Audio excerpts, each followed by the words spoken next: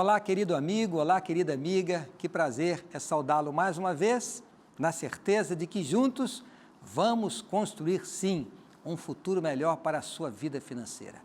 Nós incentivamos a todos vocês a interagirem conosco nas redes sociais e enviar perguntas. Recebemos perguntas as mais diversas e, com base nessas perguntas, nós produzimos o conteúdo aqui a cada semana, definimos os convidados que virão aqui, procuramos tratar dos temas mais relevantes, dos assuntos que estão, quem sabe, na cabeça e na mente de todos que acompanham o Saldo Extra.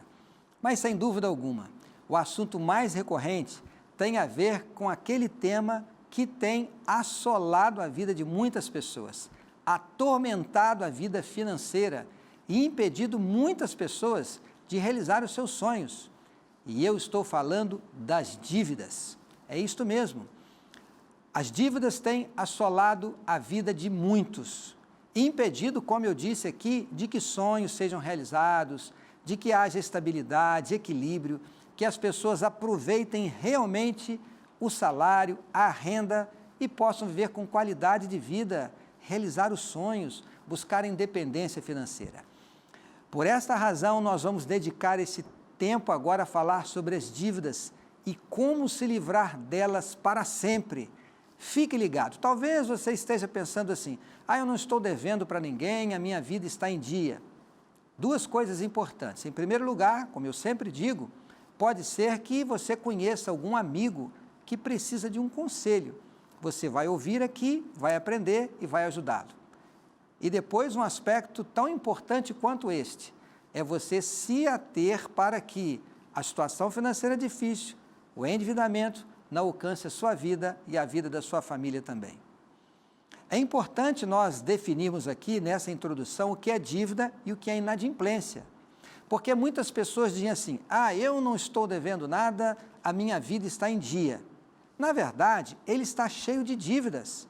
Dívidas com o parcelamento de compras que ele fez em lojas de departamento, quem sabe está parcelando lá o seu cartão de crédito, está parcelando passagens aéreas e tantas outras coisas, o financiamento da casa, o financiamento do carro, mas como ele está pagando tudo em dia, ele acha que não tem dívida.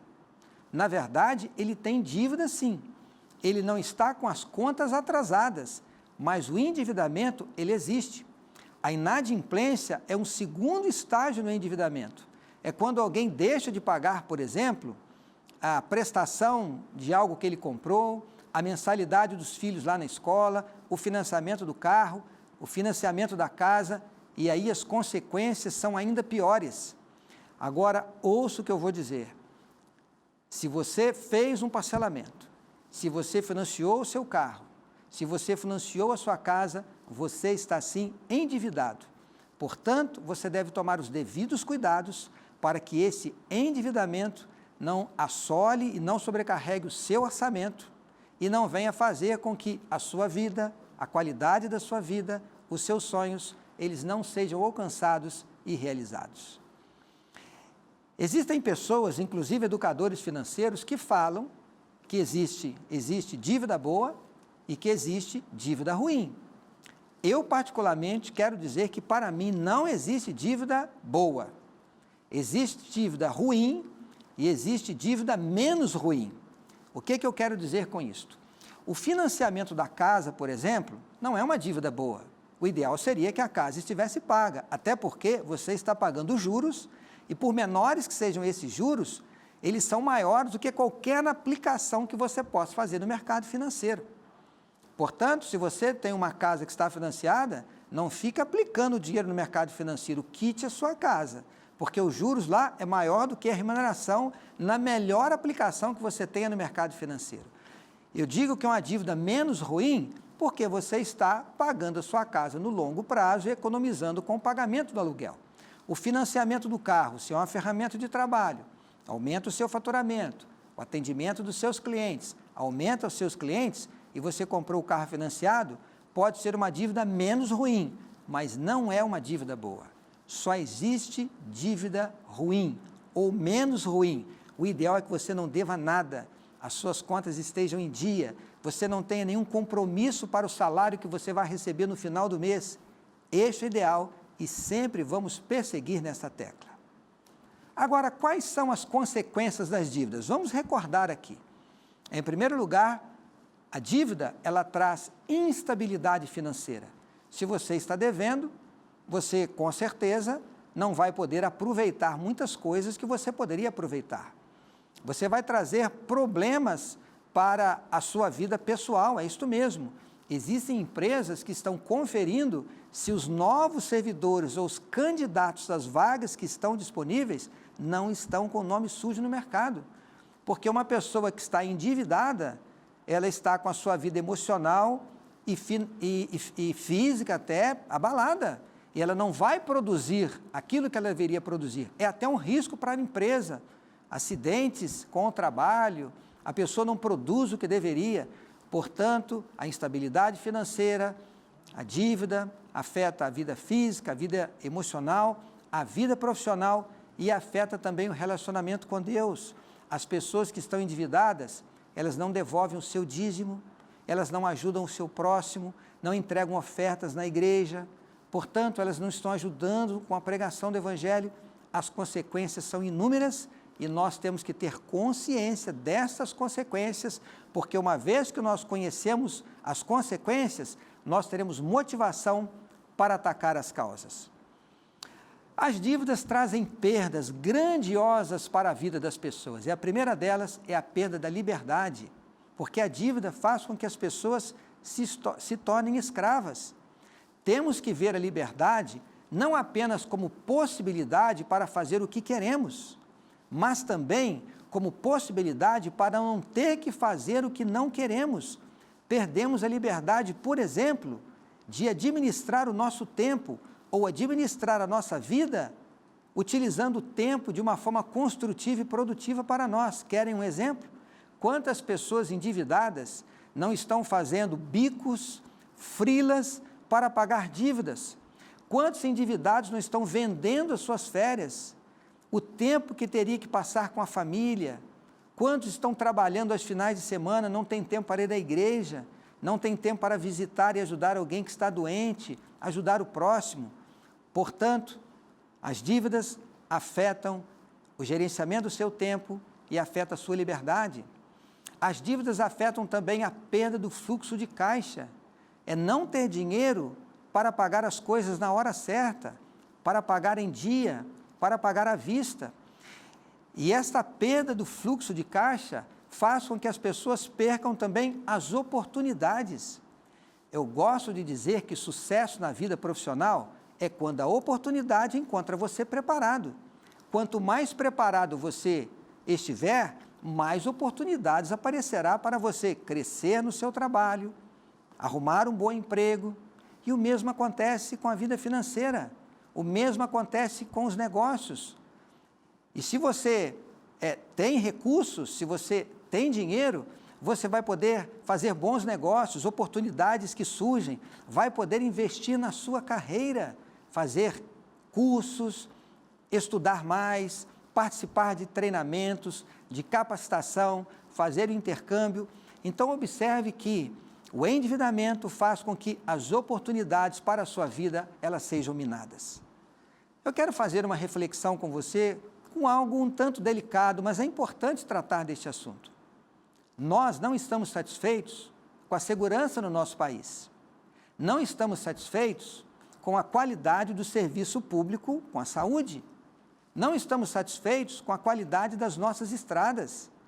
Existem vagas suficientes para os nossos filhos nas universidades? Sabemos que não. Os vestibulares para as universidades públicas são tremendamente concorridos. O que dizer das nossas escolas, mesmo de ensino fundamental? Em regiões carentes do Brasil, não existe biblioteca, não existe um laboratório, às vezes nem uma sala de aula com carteiras adequadas. Agora eu pergunto, por que o serviço público é tão precário no nosso país? Eu quero dizer a você que a razão principal não é a corrupção, não é o desvio de recursos.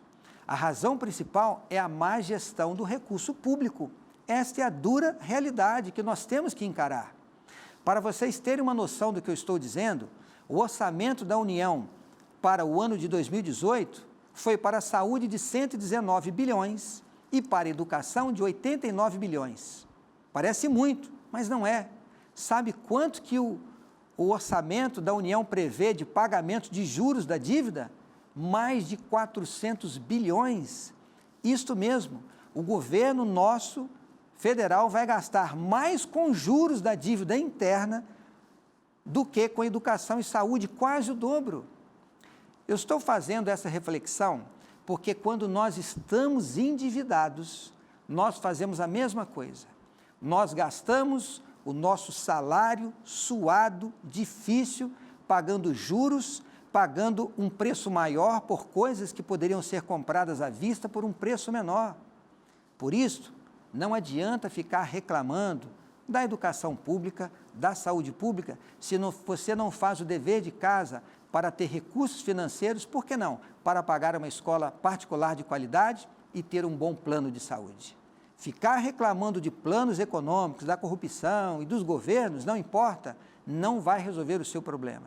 Se você não paga suas contas à vista, se você está endividado, você está cometendo o mesmo erro, gerindo mal o salário e a renda que chega às suas mãos. Agora, por que a dívida começa? Existem aspectos técnicos e aspectos comportamentais. Vamos primeiro falar dos aspectos comportamentais. O primeiro deles é aquela questão do desejo e da necessidade. Você gasta o seu salário para atender às suas necessidades ou para atender os seus desejos? Pare e pense. Quando você está diante de uma decisão de consumo, você já parou para pensar se aquilo é um desejo ou uma necessidade? Faça reflexão. Pergunte, por exemplo, eu preciso deste bem? Eu preciso deste serviço? Eu preciso ter uma assinatura de um canal de filmes na minha casa? E você vai chegar à conclusão que não. Em muitos casos, pode ser que você está comprando determinada coisa ou contratando determinado serviço para satisfazer o seu desejo. E muitas pessoas se endividam não porque precisam de coisas básicas para a sua vida, mas para satisfazer os seus desejos. Portanto, o cuidado deve ser tomado. Outra coisa, você está gastando o seu salário, a sua renda para fazer parte do meio, para ser reconhecido aonde você vive, no seu ambiente de trabalho, na sua comunidade, junto aos seus vizinhos, na sua igreja. Você não está querendo ter um padrão de vida igual ao irmão lá da sua igreja, da sua comunidade, sendo que você não tem o mesmo salário do que ele?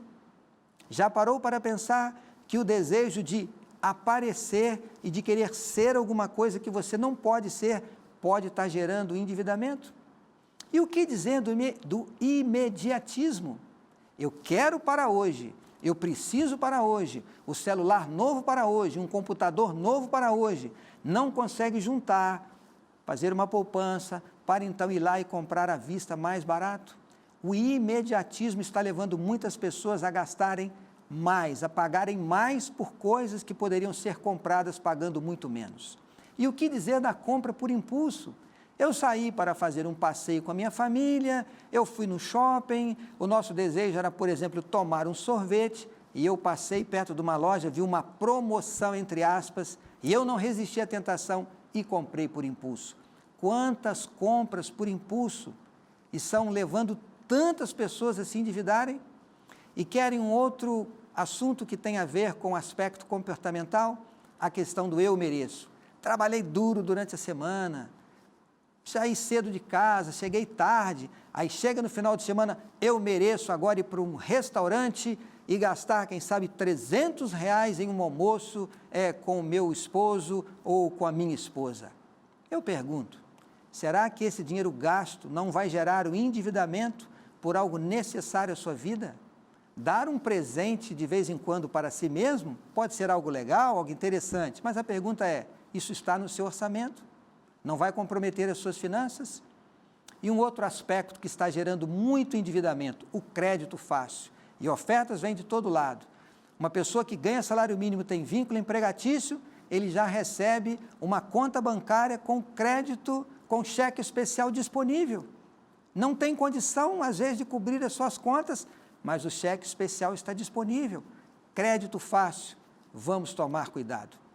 Mas existem os aspectos técnicos, os conceitos básicos de educação financeira. E se você não seguir, você vai se endividar. Você tem um orçamento?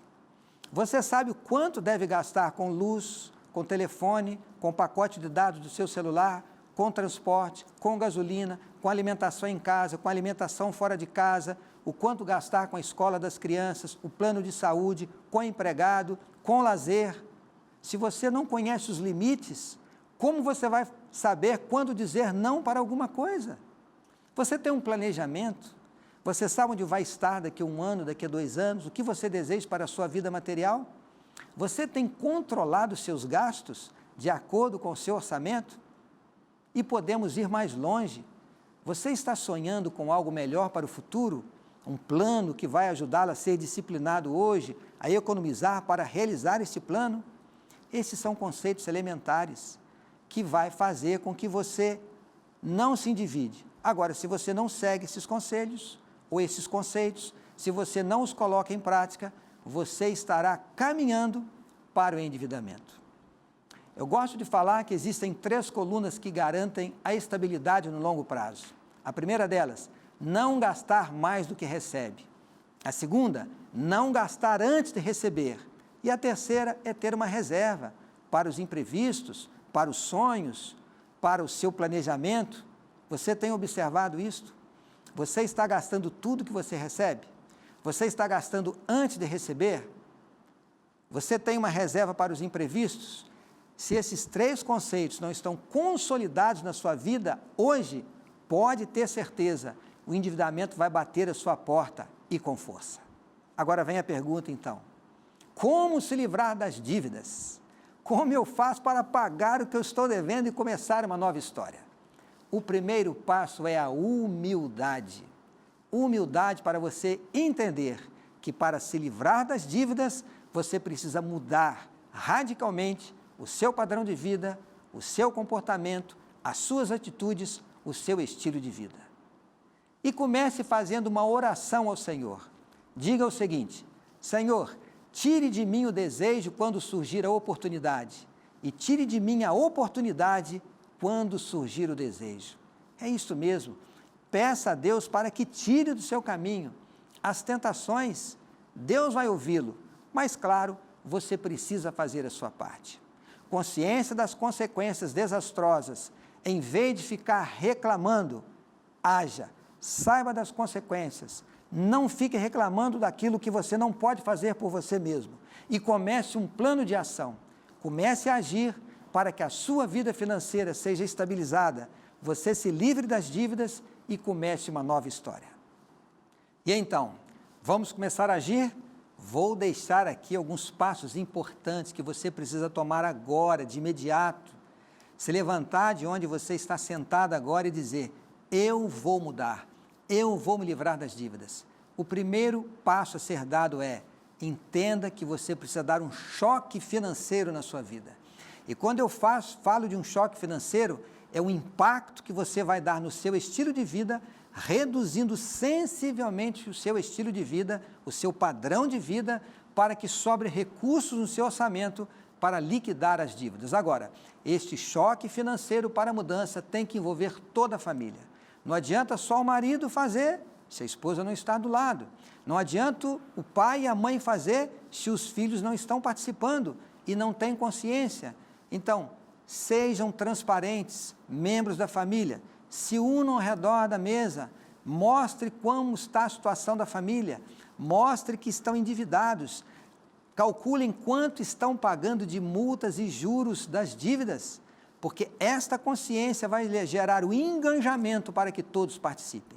Outro detalhe importante, saiba onde está indo cada centavo do seu salário, mas são muitas coisas que nós pagamos.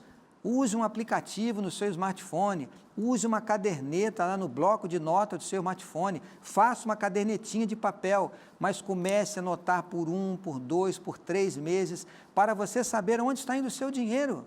Como é que você vai cortar se você não sabe para onde vai? E com base relatório de onde você está gastando, depois de 1, 2, 3, 4 meses, você vai saber exatamente aonde pode gastar, estabelecer os limites e, com base nesse estudo, fazer o seu orçamento. Outro detalhe fundamental para quem está devendo: conhecer o perfil da sua dívida.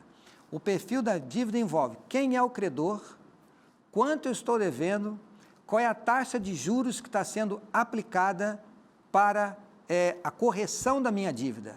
Então, você vai saber quem você está devendo, quanto você está devendo e a taxa de juros a ser aplicada. E o que você vai fazer agora? Você pode, por exemplo, trocar a dívida cara por uma dívida barata.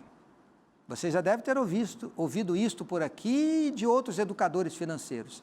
Cartão de crédito e cheque especial é a linha de crédito que tem a maior taxa de juros. Se livre! Tem o crédito pessoal, tem o crédito consignado, que você pode usar para tirar dessa linha de crédito, cheque especial e cartão de crédito que tem uma dívida muito alta. Ok? Faça isso de imediato. E você não precisa ter dinheiro para fazer isso. Basta você ir lá no seu banco ou na sua empresa, fazer o crédito consignado. Não deveria ser para isso, mas tem uma taxa de juros menor.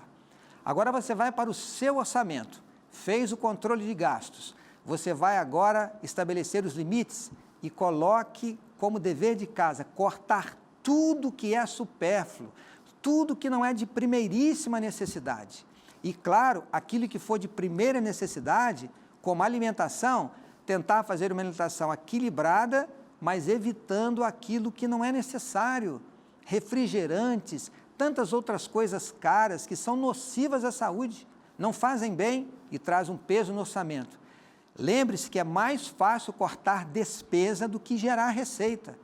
Você precisa primeiro fazer o seu dever de casa e cortar tudo que não for prioritário. Academia, por exemplo, é muito bom, é legal ir para a academia, fazer exercícios, isso é muito importante, mas você pode fazer isto com uma boa caminhada, você pode fazer uma corrida, você pode comprar uma pequena esteira em casa, um pequeno colchãozinho e fazer abdominais em casa, ver na internet exercícios físicos ou conversar com um professor de educação física. Existem exercícios que você pode fazer em casa e não ter que ir para a academia. E a empregada? Por que não dividir as atividades da casa entre o marido, a mulher e os filhos, reduzir a quantidade de vezes que a empregada vai trabalhar, ou dispensar a empregada e contratar uma diarista 1 ou 2 vezes por semana? Por que ter 2 carros? Por que não ter só um carro? E mais além, por que não vender todos os carros e andar de transporte público?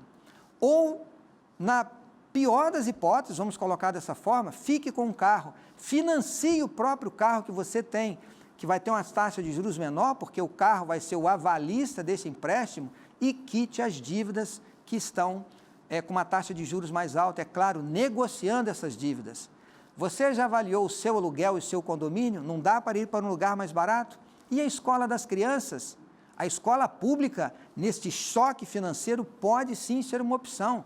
Eu estudei numa escola pública, mas isso não me impediu de eu fazer uma faculdade, 2 faculdades, de estudar e de crescer. Portanto, choque financeiro envolve mudanças radicais. Corte tudo que possa gerar consumo. Elimine o cartão de crédito, é isso mesmo. Elimine o cartão de fidelidade daquelas lojas preferenciais, de departamentos. Corte tudo. Lembre-se do conselho de Jesus. Se a sua mão te leva a pecar, corte fora. Se o seu cartão de crédito, se o seu cartão preferencial lhe leva a gastar um dinheiro que você não tem, corte fora. Cuide com a sua alimentação para não comprometer a sua saúde. Cancele o limite do cheque especial, não posso esquecer de falar disso também. E, se necessário for, cancele o seu cartão de crédito. E quando for sair de casa, leve apenas o dinheiro contado para as despesas que você vai precisar. E, além desses detalhes, você pode buscar uma renda adicional. Aulas particulares, se você é uma professora, se você tem condição de dar aula particular, um serviço extra na sua própria profissão. Você pode, por exemplo, oferecer o seu tempo para cuidar de idosos, cuidar de pets, ajudar algum serviço no seu condomínio. Existe muita coisa que você pode fazer. E não se esqueça, meu amigo e minha amiga, dê um bom testemunho. Estar endividado é fechar as portas para que as pessoas conheçam o Deus que você ama e o Deus que você serve. Não permita que as dívidas afetem o seu relacionamento com Deus. Seja fiel no dízimo e seja fiel também nas ofertas, ajudando o seu próximo e ajudando a pregação do Evangelho. E para concluir esse tema tão importante, eu quero lançar mão de um texto da Palavra de Deus. Está no livro de Romanos, no capítulo 13, o verso 7 e o verso 8. Vamos ler o que a Palavra de Deus tem a nos dizer sobre o endividamento. Romanos 13, verso 7 e verso 8. Pagai a todos o que lhe é devido. A quem tributo, tributo. A quem imposto, imposto. A quem respeito, respeito. A quem honra, honra. E o verso 8 diz: a ninguém fiqueis devendo coisa alguma, exceto o amor com que vos ameis uns aos outros, pois quem ama o próximo tem cumprido a lei. A Bíblia é muito clara em dizer: pague o que é devido, por aquilo que você usa, o aluguel da casa, a conta de luz, a conta de água, as suas obrigações, não fique devendo. Se você usa um serviço, pague pelo serviço. Você quer um produto, pague pelo produto. Esse é o conselho da Bíblia. E a Bíblia é muito clara em dizer: a ninguém fiqueis devendo coisa alguma. Por que a Bíblia diz isso? Por que a palavra de Deus é tão clara e direta em dizer que nós não devemos ficar com pendências financeiras, nós não devemos contrair dívidas? Porque Deus quer o melhor para mim. Deus quer o melhor para você. E ficar endividado é sair do plano do Senhor. É sair do caminho que Deus estabeleceu para que sejamos felizes nessa terra, com os nossos queridos, com a nossa família, com os nossos filhos. Portanto, meu amigo, minha amiga, chegou a hora de se livrar das dívidas. Coloque em prática aquilo que nós falamos aqui. Eu tenho certeza que você vai viver uma nova experiência na sua vida. Você vai poder sonhar e, com a boa gestão financeira, que os seus sonhos serão realizados. Tenha certeza disso. Busque a bênção do Senhor, ore, peça sabedoria e você vai chegar lá. Obrigado pela sua companhia e até o nosso próximo encontro.